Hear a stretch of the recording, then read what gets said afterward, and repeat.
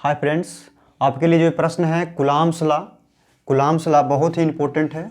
Coulomb's law जो है बहुत ही इम्पोर्टेंट है। तो चलिए हम लोग कुलाम्स लॉ के ऊपर बात कर लेते हैं। यदि 2 मार्क्स का सवाल यदि 2 मार्क्स में यदि पूछता है, ठीक है, 2 नंबर्स में यदि पूछता है तो किस प्रकार से इसको हम परिभाषित कर सकते हैं। तो सबसे पहले पूछेगा कुलाम्स लॉ क्या है। 2 मार्क्स में यदि पूछे तो पूछेगा कुलाम्स लॉ क्या है, तो इसको किस प्रकार से हम परिभाषित कर सकते हैं। तो सबसे पहले आइए कुलाम्स लॉ जो होता है इसका परिभाषा देख लीजिए कुलाम्स लॉ का। तो सबसे पहले जानकारी के लिए बता दें, जो कुलाम्स लॉ जो है, कुलाम्स लॉ 2 चार्ज के बीच में इलेक्ट्रोस्टैटिक्स फोर्स के एक्सप्रेशन देता है, जो यानी स्थिर वैद्युत बल के बारे में बताता है कुलाम्स लॉ। और जो कुलाम्स लॉ में जो आवेश होना चाहिए स्थिर होना चाहिए। कैसा होना चाहिए? तो स्थिर होना चाहिए। तो देख लीजिए कुलाम्स लॉ क्या कहता है, इसको डिफाइन करेंगे। बेहद ही इंपॉर्टेंट है और बहुत ही सरल तरीका से इसको हम डिफाइन कर सकते हैं। कैसे? देखिए कुलाम्स लॉ कहता है, यदि इसको डिफाइन करना है तो क्या लिखेंगे, ये कुलाम्स लॉ। तो कुलाम्स के नियम के अनुसार क्या लिखना है? कुलाम्स के नियम के अनुसार यदि 2 आवेश Q1 और Q2, क्या लिखना है? कुलाम्स के या कुलाम के नियम के अनुसार यदि 2 आवेश Q1 और Q2 और तथा उनके बीच की दूरी r हो तो, फिर से समझिएगा लैंग्वेज, यदि 2 आवेश Q1 और Q2 तथा उसके बीच की दूरी r हो तो इन दोनों आवेशों के बीच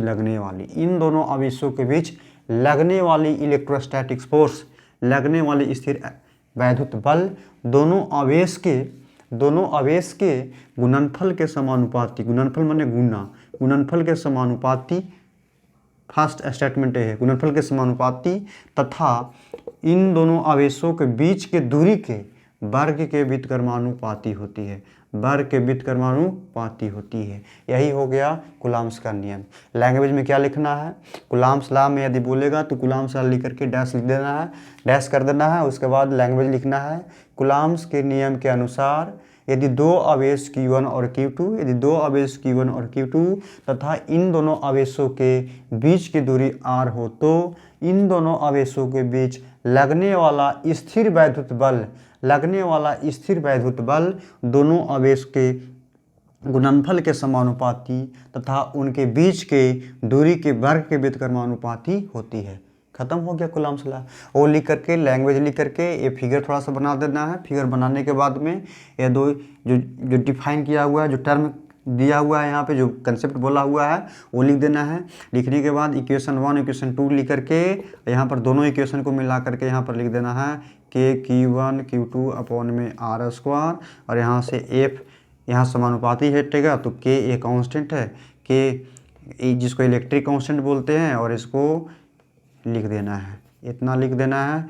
और लिखने के बाद ऐसे घेर देना है, आपका 2 नंबर पक्का। ठीक है।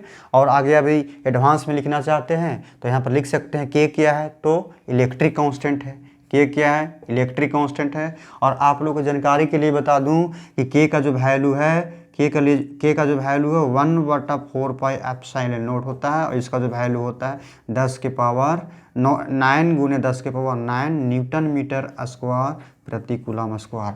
और इसका डायमेंशन फार्मूला यदि देखें तो हम लोग डायमेंशन फार्मूला भी कैलकुलेट कर सकते हैं। तो उतना हम लोग को डिटेल्स में नहीं जाना है। आप लोग से पूछेगा कुलाम्स लॉ क्या है तो लिख देना है। फिर से एक बार देख लीजिए, यदि कुलाम्स के नियम के अनुसार यदि 2 आवेश Q1 और Q2 तथा उन दोनों आवेशों के बीच की दूरी r हो तो इन दोनों आवेशों के बीच लगने वाला स्थिर वैद्युत बल दोनों आवेश के गुणनफल के समानुपाती तथा उन दोनों आवेशों के बीच के दूरी के वर्ग के व्युत्क्रमानुपाती होती है। और यहाँ से समीकरण 1 और 2 को मिलाकर के जो एक्सप्रेशन है ये दिया गया, लिख देना है।